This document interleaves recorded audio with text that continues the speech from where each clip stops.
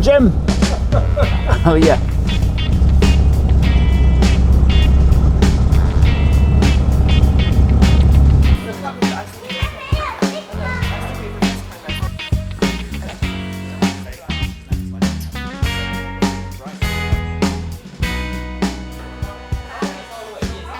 I mean, I just enjoy making objects. I enjoy transforming like broken objects into something else.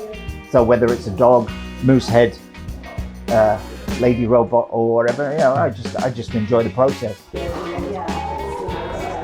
I've been collecting old items since I was a teenager.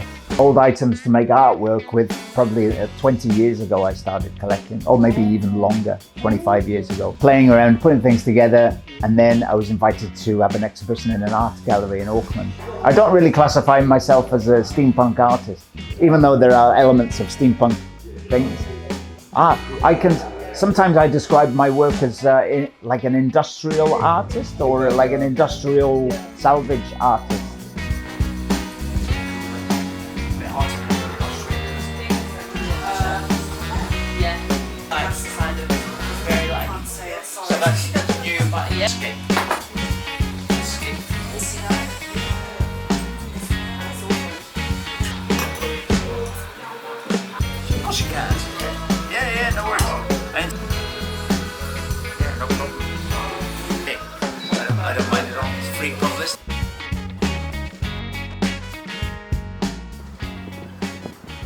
I've always been drawing, doodling and sketching, and doing sort of technical drawing. And then I taught myself how to use watercolors.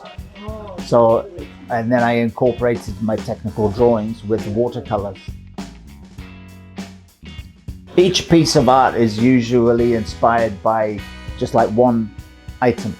Okay. And the one item is the special key item. It's difficult to search for a specific item. Sometimes if I'm doing a commission piece for somebody who wants something special, I have to go and find something special. 99% of the time, the things that I've been collecting over the years, I have a key item, and then I use that for making either a dog, or a moose head, or a robot, or female robot. If I'm after a very specific part, maybe I'll have a look on the internet, but that's quite rare. I mean, collecting parts takes...